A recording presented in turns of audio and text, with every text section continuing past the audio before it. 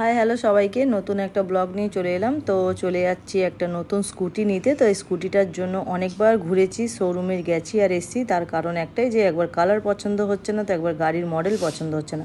তো ফাইনালি আমাদের পছন্দও হয়েছে। তো আমরা অ্যাডভান্স দিয়ে এসেছিলাম এর আগেই, তখন বলেছিল যে 2 দিন পর আমরা কল করব। তো যাই হোক, আজকে কল করেছে, তার জন্য আমরা যাচ্ছি, খুব হ্যাপি আমরা। তা বেরিয়ে পড়েছি। তো চলো তোমরাও দেখো যে কালারটা স্কুটির মডেলটা কেমন লাগছে, তোমাদের অবশ্যই কমেন্ট করে আমাকে জানিও। আর ব্লগটা দেখতে থেকো, আমার সাথে থেকো এইভাবে। এই যে আমরা ফাইনালি পৌঁছে গেছি, দেখতেই পাচ্ছেন কত সুন্দর একটা শোরুমে দেখাচ্ছি হন্ডা। তাই আমি কাগজগুলো সব দিয়ে দিচ্ছি, যে যেই টাকাটা আমাদের দেওয়া ছিল অ্যাডভান্স, তো বললো সেই কাগজগুলো দেখাতে। তো আমি দেখালাম, দেখানোর পর বললো চলুন ওইখানে। তো আমি জিজ্ঞেস করছি স্কুটিটা আমাকে একটু দেখাবেন, তো বললো হ্যাঁ নিচেই আছে, একটু ওয়েট করুন। তো যাই হোক, এখানেও আবার কিছু কাগজ দিয়েছি দেখতে। তো দেখলো, দেখার পর আমরা নিচে যাচ্ছি দেখতে।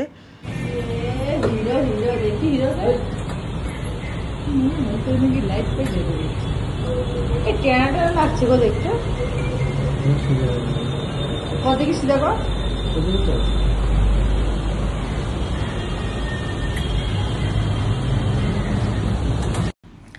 তা আমি একটু খুঁতখুঁতে, সত্যি কথা বলতে একদম ভালোভাবে দেখে নিয়েছি। তো সিটটা আমি একটু ফুটো দেখলাম, তো আমি বললাম যে সিটটাতে একটু কাটা আছে, একটু ফুটো আছে। তো আমি বললাম এটাকে ঠিক করে চেঞ্জ করে দিতে। আমি ওখানে শোরুমের লোকদেরকেই বললাম, তো ওরা বললো যে ঠিক আছে ম্যাডাম, চিন্তা নেই, ঠিক করে দেবো। তো বলতেই আমরা আবার গেছি ওপরে, কিছু ফর্মের ফিল আপ করার আছে, বাকি আছে, তো সেইগুলো ফিল আপ করছি। তা আমি যতক্ষণে ফর্মগুলো ফিল আপ করছি, ততক্ষণে আমার স্কুটির সিটটাও চেঞ্জ করা হচ্ছে।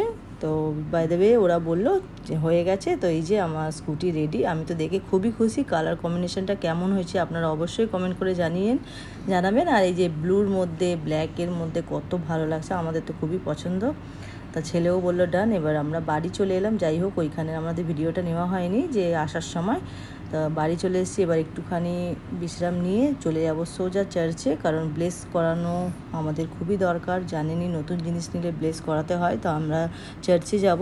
ততক্ষণে ছেলে বলছে দেখো আমার কাছে চাবি, আমি চালিয়ে নিয়ে যাবো। বলছি না রে বাবা, তুই তো এত বড় ড্রাইভার, দরকার নেই, আমি এমনি চলে যাবো হেঁটে, তাও ভালো, কিন্তু তোর মতন ড্রাইভারের সাথে আমি বসবো না।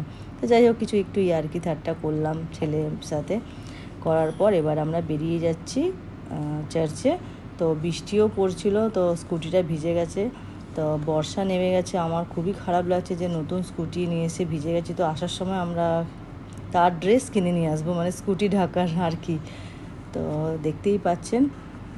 এ বাবা, আমরা তো বেরিয়ে পড়েছি, কিন্তু মাঝের মধ্যে দেখছি স্কুটির আবার খুব জোর খিদে পেয়ে গেছে। তো বুঝতেই পারছেন, এই যে খাওয়াতে নিয়ে চলে এসেছি স্কুটিকে, একদম ফুল পেট খাওয়া দাওয়া করিয়ে এবার আমরা চার্চের দিকে চলে যাব।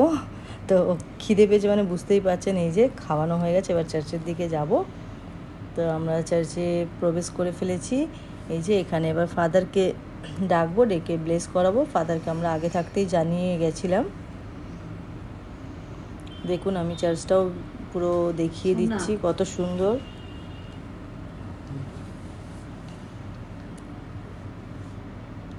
এখন কেউ নেই, মানে রাতের বেলা তো কেউ থাকে না।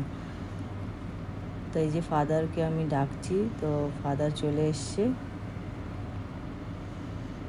আমি আমাকেও একটু দেখিয়ে দিচ্ছি, আমার আর ড্রেস চেঞ্জ করা হয়নি, আমি সেই যেটা দুপুরে পরেছিলাম সেটাই পরে রয়েছি। আর কি বলবো, ছেলে ড্রেস চেঞ্জ করে নিয়েছে।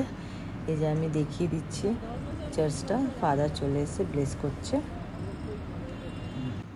তো ক্যান্ডেল ধরিয়ে ফাদার বললো যে ফাদারের কাছে নিয়ে আসতে, কিন্তু এদের দুজনের বোকামো দেখুন, ওরা রেখে দিচ্ছিল ওইখানে। তো ফাদার খিল্লে ডাকছে, আশীর্বাদ দান করো প্রভু, তোমার এই ভক্ত সন্তানেরা যারা পরিশ্রম করে এদিকে এদিকে এদিকে এদিকে এদিকে এদিকে এসো, ক্যান্ডেল দেখা নিয়ে ভাষায় বুঝতে পারো না, এখানে এসো, এখানে এখানে আনছে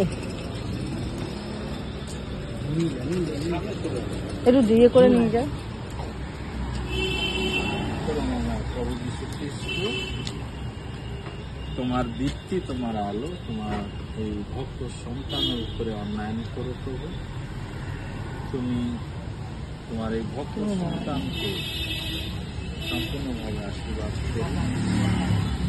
এই বাইক যেন তাদের জীবন তো খাওয়ানো হয়ে গেছে, ব্লেসিংও হয়ে গেছে, এবার ড্রেসটা কিনে নিয়ে বাড়ি যাব। তো তোমাদের কেমন লাগলো ব্লগটা অবশ্যই কমেন্ট করে জানিও, আর লাইক করে দিও আর সাবস্ক্রাইব করে দিও যারা যারা নতুন চ্যানেলে। Bye, tata.